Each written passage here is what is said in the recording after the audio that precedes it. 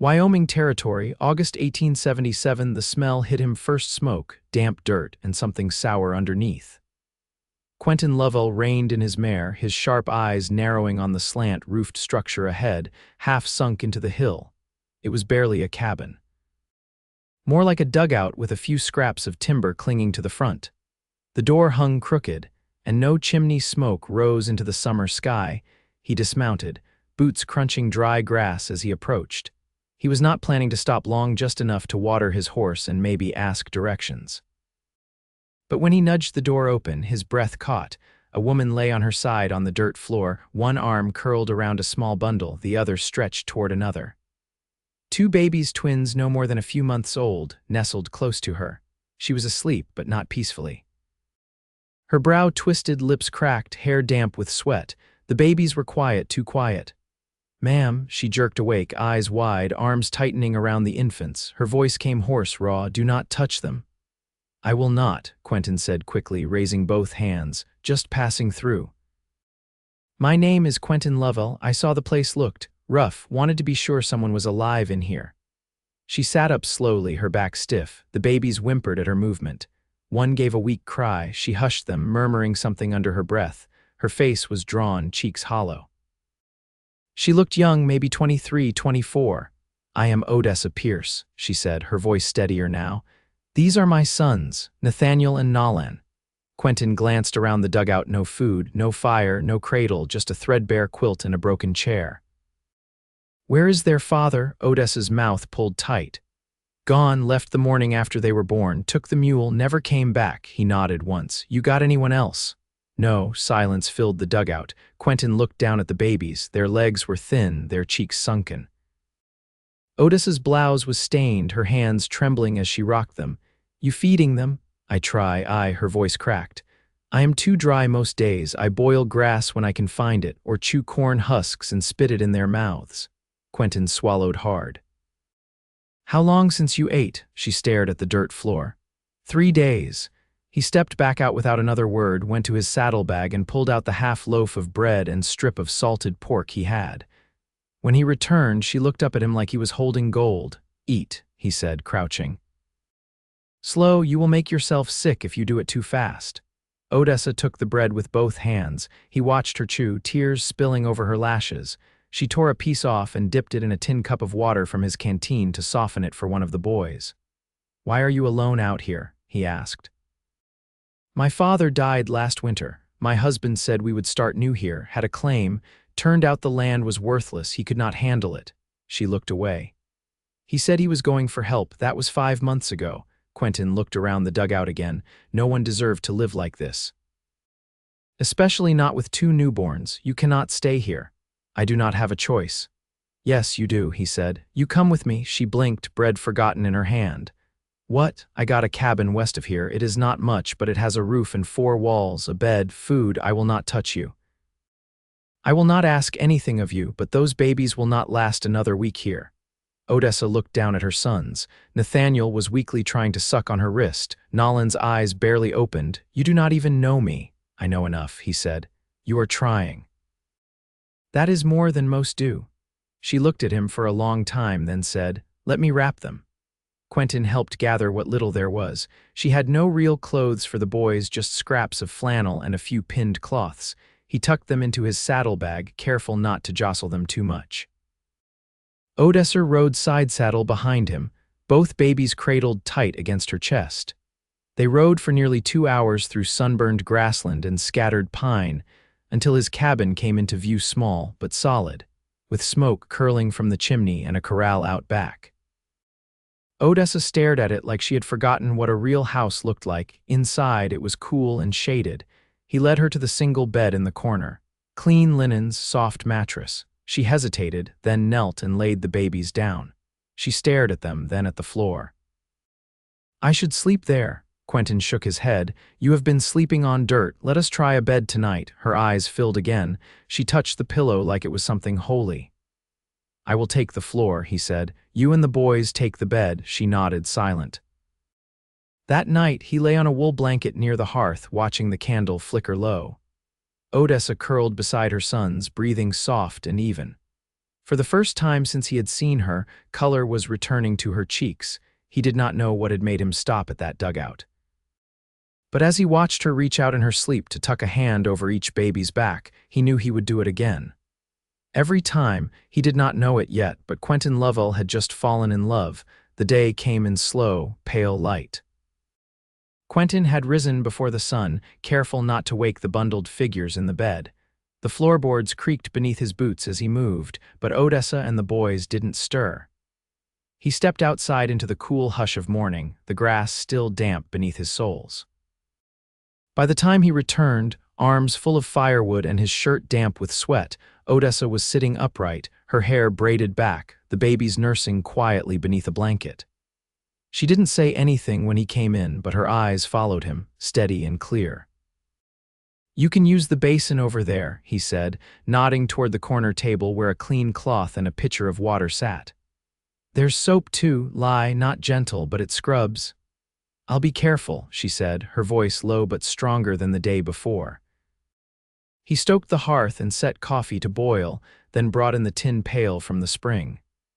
When he turned back, she had risen with the babies in her arms, balancing them with a practiced ease. The younger one, Nalan, by the way he curled inward, gave a soft hiccup and drifted back to sleep. "I can help with chores," she said, not meeting his eyes. "You don't need to today." "I want to," she said, firmer now. "I can wash, mend, cook. I'm not here to be waited on." Quentin poured 2 tin cups of coffee, handing her one. "I reckon I know that already." She took it with a nod, her fingers wrapping around the warm metal. "They need more than I've been able to give." "They'll get it," he said. She looked toward the open door where the sun was creeping in golden. "Do you have any hens?" "6. They roost out back." "Haven't laid much since the drought, but they're hardy. I'll see to them." A long silence stretched between them, but it wasn't strained, just quiet, settled. After breakfast, cornmeal mush for her, oats for the mare, and breadcrumbs scattered for the chickens, Odessa carried the boys out to the sun-dappled edge of the porch. She sat on the top step, feet bare on the warm planks. Quentin watched from where he was splitting kindling beside the lean-to. The babies fussed, then settled as she sang low, tuneless words he didn't recognize. "You always sing to them?" he asked, wiping his brow. "When I can, it keeps them calm." She glanced at him. "My mother used to sing when she worked. Said it kept her from remembering things she couldn't change." He nodded, setting another log in place. "You miss her?" "She died when I was 16. Fever took her in 3 days. After that, it was just me and Pa." He didn't press further. Instead, he pointed toward the pasture, where a pair of longhorns grazed near the fence. "That bull calf's too stubborn for his own good. Keeps testing the rails. He looks like he'd rather be wild. Most things out here would." Later, she helped boil linens and hung them to dry, her arms thin but steady.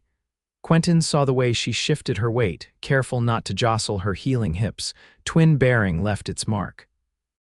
He remembered his sister, years back, pale and shaking for weeks after her second boy. Odessa didn't complain once. That evening, he brought in 2 potatoes and a clutch of wild onion from a ridge he'd cleared the week before. She peeled them slowly, one baby asleep in a basket beside her, the other swaddled with a threadbare shawl over her shoulder. "I've been thinking," she said, voice thoughtful. "I could sew a sling from some of your grain sacks." "Carrying both is too much, but if I had my hands free, I've got canvas in the barn," he interrupted gently. "Sturdier than sackcloth, I'll bring it in." She glanced at him then, not startled, just quiet. Her eyes lingered on his face. "Thank you." He nodded and stirred the pot. "You ever shoot?" "No," she said. "Pa wouldn't allow it, said it wasn't proper." Quentin reached behind the door where a small rifle leaned. "It's proper now, you'll learn." She stared at it. "I don't know if I could point that at anything." "You don't have to shoot today, just hold it." "Get used to the weight." She didn't move, but she didn't say no either. Night came early that far out. The lantern burned low, casting long shadows across the cabin walls. The boys slept curled together in the cradle Quentin had built that afternoon, using pine boards and a bit of carved willow. It was rough, but it rocked steady. Odessa stood by it, arms folded as she watched them. "Can I ask you something?" she said softly. He looked up from the chair where he sat, bootlaces in hand. What made you stop that day? He took a breath. Didn't mean to, just had a feeling. Like I couldn't ride past. You didn't have to bring me here. No, he agreed, but I wanted to. She turned then, meeting his eyes across the room. I don't know how to start over. You already did. For a long moment neither spoke. Then she said, "Good night, Mr. Lovell." "Good night, Odessa." She stepped toward the bed. But before slipping beneath the quilt, she looked once more at the cradle, then back at him. She smiled, not wide, not showy, just a quiet curve of her mouth. It was the first time he saw peace in her face. By the end of the third week, Odessa had begun to move through the cabin with a steadier rhythm, not hurried, but sure. The deep hollows under her cheekbones had softened, and when she bent to lift Nolan from the cradle, her hands no longer trembled with the effort. The boys were growing stronger too. Nathaniel had started to bat at the air, his tiny fist curling around the edge of Odessa's apron string, as if intent on anchoring himself to something solid. Quentin returned one afternoon with a burlap sack slung over his shoulder and a coat of dust across his shoulders. Odessa was outside, kneeling by the water barrel, scrubbing one of the boys' flannel wraps against the washboard. The wind had picked up just enough to rustle her braid loose from its tie. "I passed through Elk Hollow on the way back," he said, setting the sack down on the porch. "Traded pelts for flour and lard. The old blacksmith's widow sent a jar of molasses too, said she owed me for fixing her fence last spring." Odessa wrung the cloth and looked up. "You didn't have to do that. I know." He nudged the sack toward her with the toe of his boot. "There's a bolt of muslin too. Thought you might make shirts for them once they're bigger." She stood, wiping her hands on her skirt. "You thought ahead." "I try." That night, one of the boys, Nathaniel, wouldn't sleep. He fussed and twisted, his small body warm and restless. Odessa walked the length of the cabin, murmuring softly, the candlelight throwing her shadow across the far wall. Quentin sat by the hearth, carving a length of pine into something that might one day be a rattle. "You ever think of going back east?" she asked, her voice low but clear. He paused, knife held mid-cut. "I did once, after the war, but I didn't belong there anymore." "Why not? Too many rooms with closed doors, too many eyes waiting to see if you'd break." He set the carving down. "Out here, no one expects you to be anything but honest with the land." She kept moving, Nathaniel's cries softening to a whimper. "My aunt wrote once, offered to send for me. She lives in Charleston now, has a piano, a parlor." "You miss that." "I never had it," she said. "But sometimes I wonder if I'd have learned who I was sooner, if I'd been somewhere with polished floors." He leaned forward, elbows on his knees. "You know who you are now?" Odessa turned toward him, still rocking gently. "I know I can keep my sons alive. I know I can make bread with nothing but flour and ash water. I know I can walk a mile with a child on each hip." His gaze held steady on hers. "That's more than most folks ever figure." She stepped closer and sank into the rocker near the hearth. Nathaniel had fallen asleep against her shoulder, his breath warm against her collarbone. "You ever think of marrying again?" she asked. He didn't answer right away. The silence stretched between them, comfortable but heavy. "I thought I might once," he said finally, "but I wasn't ready then. Still had too much war in me, too much grief. And now," he met her eyes across the firelit room, "now I think I'd only do it if I could be sure it was steady, not out of need, not out of fear, just because two people knew how to build something that lasted." Odessa nodded slowly. "I never had that with my husband. He didn't know how to stay." "I do," Quentin said. Neither of them moved for a long time. The fire popped gently, and Nolan stirred in the cradle but didn't wake. The quiet held them, not in distance, but in something like understanding. When Odessa finally stood to settle Nathaniel back into the cradle, Quentin rose too. He crossed the room and stood beside her, watching the boys breathe in sync, their tiny chests rising and falling like wings. "I've been thinking," she said without looking up, "maybe it's time to plant something before the frost comes." He glanced at her hands, small, scarred, capable. "We could till the southern edge of the pasture. It gets the late sun." She nodded. "I'll need help with the rows." "You'll have it." She turned to him then, not with hesitation, but with something quieter recognition. "You always mean what you say." "I try to." Outside, the wind was shifting west, carrying the dry scent of wild grass and pine. Inside, the cradle creaked softly as the boys settled deeper into sleep. Odessa reached for his hand. He didn't speak, just closed his fingers around hers, no declaration, no grand promise, just two people, side by side, choosing to stay. The first frost came early, clinging to the grass in thin silver blades that crunched beneath Odessa's boots as she crossed to the coop at dawn. She moved slowly, careful not to stir the chill too deep into her bones. Her hands, wrapped in strips of flannel, worked stiffly as she reached for the nesting boxes. One warm egg nestled in the straw.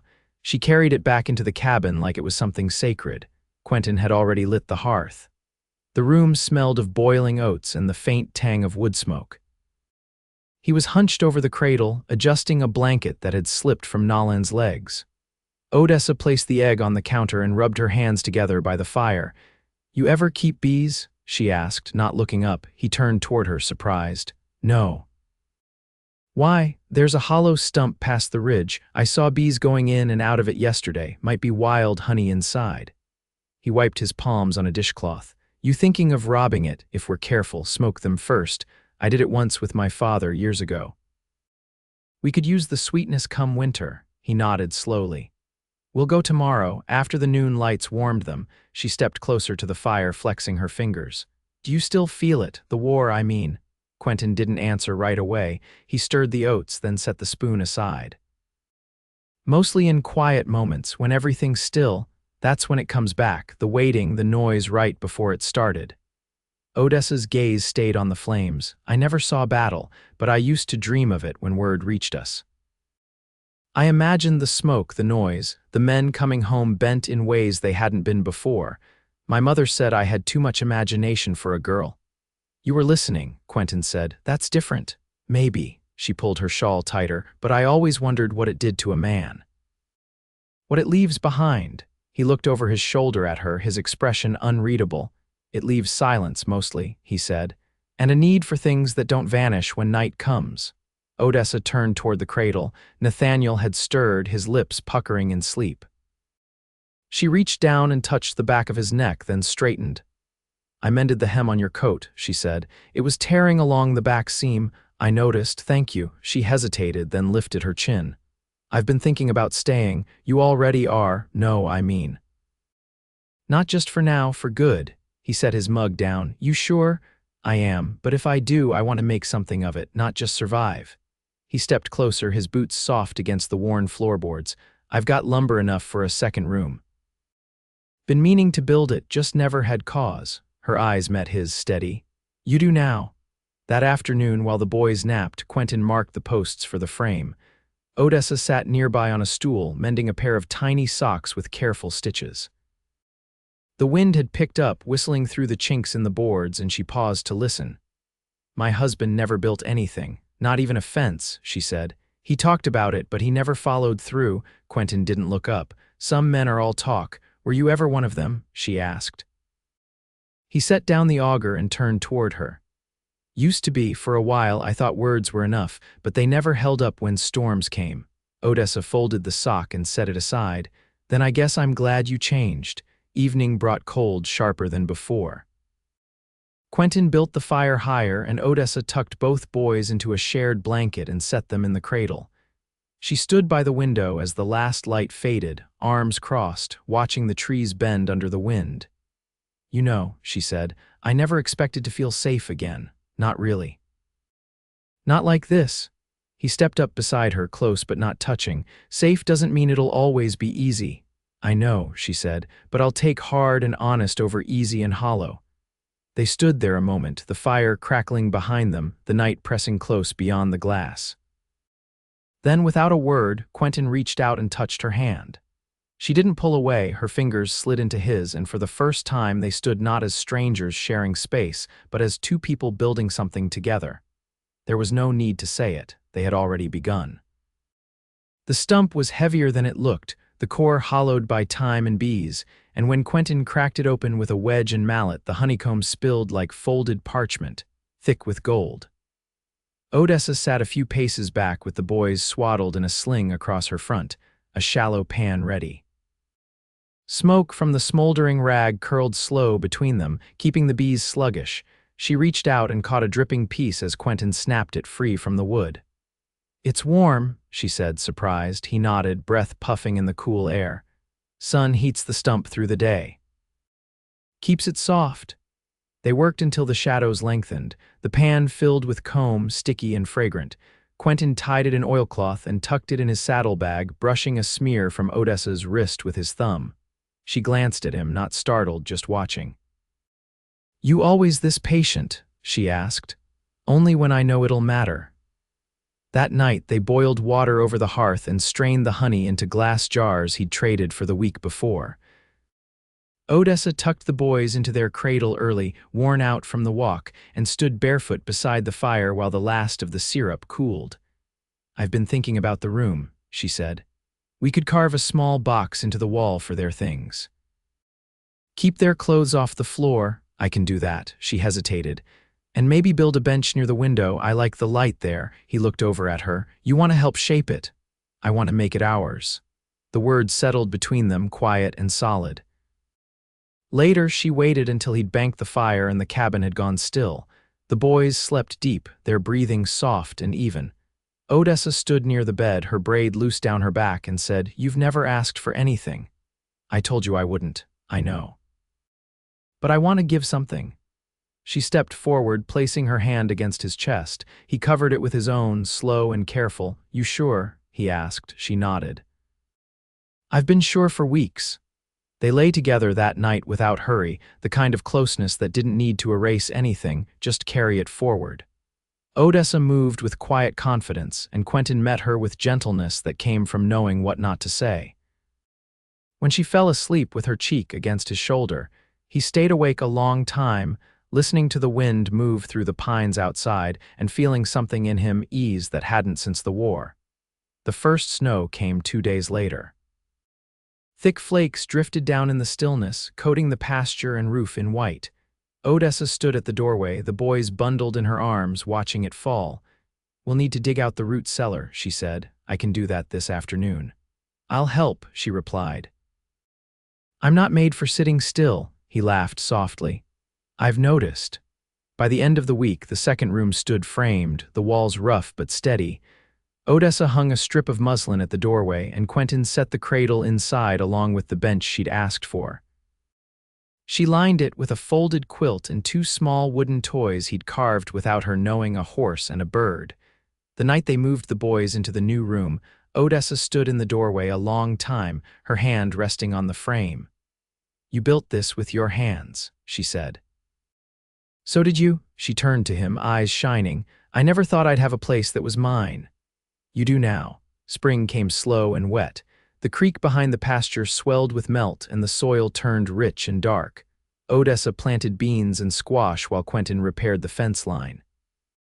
The boys crawled in the grass under the shade of a wool blanket, their fingers exploring dirt and blades of mint. One afternoon, as Quentin returned from checking the far field, he found Odessa seated on the porch, a letter in her lap. She looked up with a soft smile. "It's from my aunt in Charleston," she said. "She wants to know if I'll come east, says she can find a place for the boys and me." He leaned against the railing, watching her carefully. "What will you say?" She folded the letter once, then again, and set it aside. "That I've already found where I belong." That night, after the boys were down and the chores done, they sat together on the porch. The sky was clear, scattered with stars. Quentin pulled a small ring from his pocket, plain gold, smooth with age. "My sister left it behind when she passed," he said. "She never married, said if it ever fit someone's hand, I'd know." Odessa looked at the ring, then at him. "I don't need a band to stay, I know, but I want to give you something that lasts." She held out her hand. "Then put it on me." He did, slow and sure, and pressed a kiss to her knuckles after. She leaned into him, and they sat like that until the breeze turned cold and the porch boards creaked under their quiet laughter. They married in June. No preacher, no crowd, just the 2 of them in the pasture with the boys at their feet, and a carved cross Quentin had set in the fence post, polished clean. Odessa wore a dress she had sewn from muslin and lace she'd traded for in Elk Hollow. Quentin trimmed his beard and brought her a single wildflower, blue and trembling. She whispered her vows into the wind. He gave his with both hands around hers. That night they danced slow in the cabin, no music but the crackle of fire and the hum of summer insects. The boys giggled in their crib and clapped with their fists when Odessa twirled once, laughing into Quentin's chest. Years later, the boys would grow tall and strong, learning to ride and plow and mend fence beside the man who raised them like his own. Odessa would teach them how to listen to the land, how to keep bees, how to make something with nothing but grit and care. And every night, before the candle was snuffed and the door bolted, she would sit beside Quentin and lace her fingers with his. They built a life from scorched earth and second chances, a life rooted in the kind of love that never asked, only offered, and they never left it. Not once.